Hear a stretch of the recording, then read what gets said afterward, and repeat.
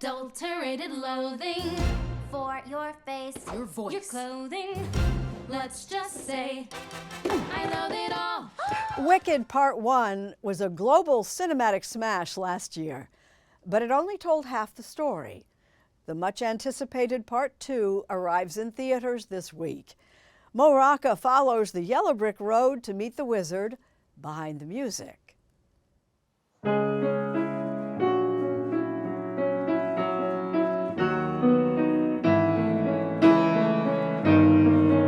Okay, so it's the ache of it. When I was a kid and playing my Beethoven, and came to that, I would play that bar over and over again and cry. It's very embarrassing. When songwriter Stephen Schwartz sits at the piano, he feels the music. Beethoven, living in a world that has nothing to do with ours, but he writes, and it speaks to us across the centuries. Schwartz knows a little something about speaking to audiences. He's the composer and lyricist of Wicked, the blockbuster stage musical turned two-part movie musical. The wizard will see you now. Now comes Part 2. We're off to see the wizard, the wonderful Wizard of Oz. The prequel to the classic Wizard of Oz, Wicked tells the story of Elphaba, played by Cynthia Erivo. I have always been green. Who grows up to be the Wicked Witch of the West. What sounds like power? And I came up with this. Oh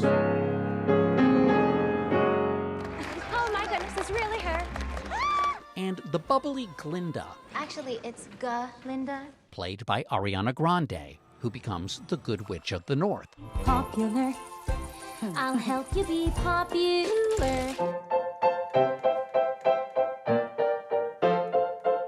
If you hear those two things, you can describe those two girls.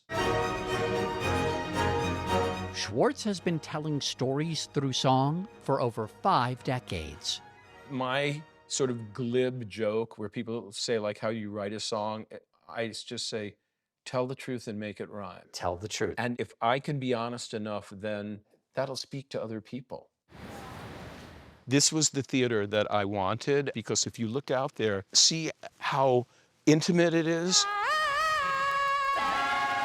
Wicked opened 22 years ago, making it the 4th longest running Broadway show in history. Where were you on the night of October 30th, 2003? Well, that was the opening night of Wicked on Broadway, and therefore I was not at the Gershwin Theater because I don't go to my own openings. It's too nerve-wracking for me.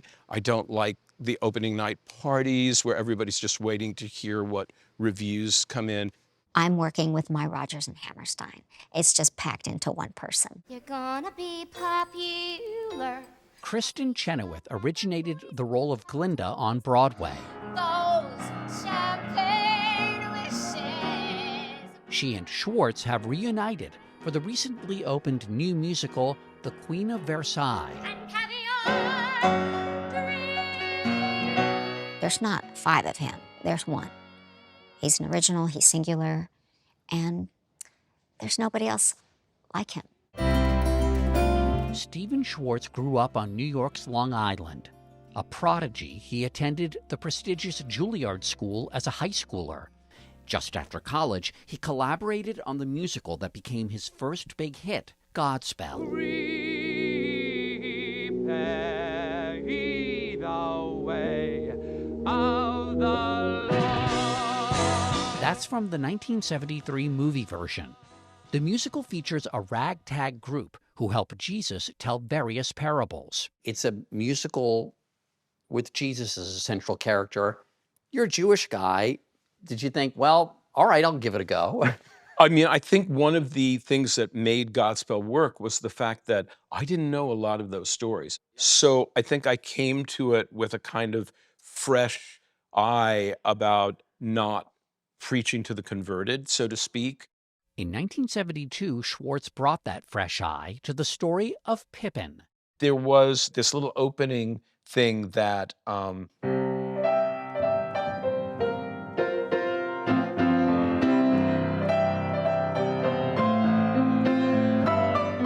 young man searching for the meaning of life in the Middle Ages.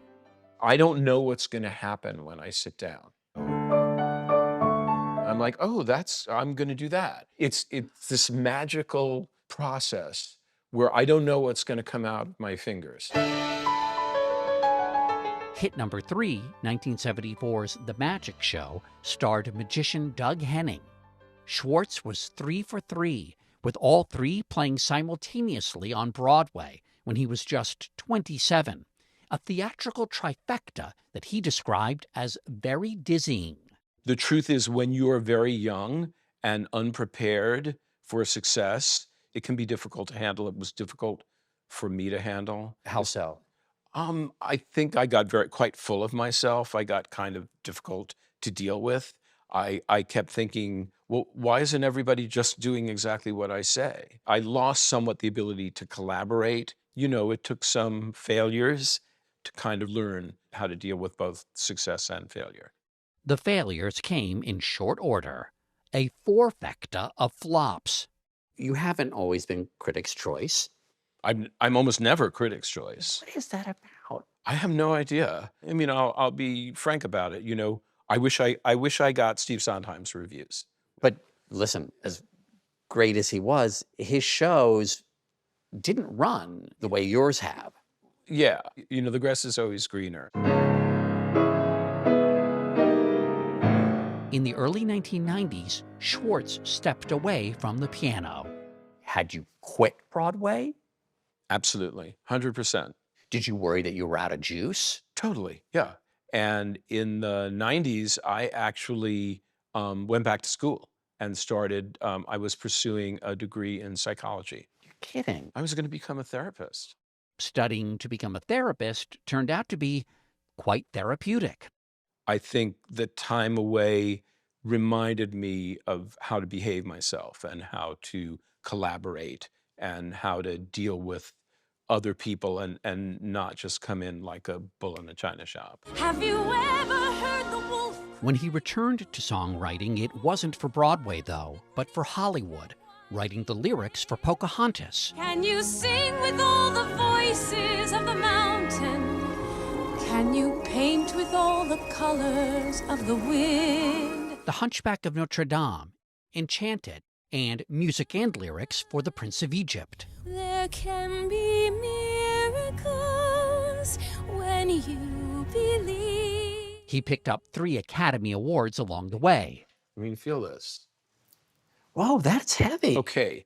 But Stephen Schwartz's home will always be the stage. I feel so blessed and so fortunate that work I've done has this ongoing life that I know is going to keep going when I'm not here on this planet anymore. Listen, I'm 77 years old and they still let me do this.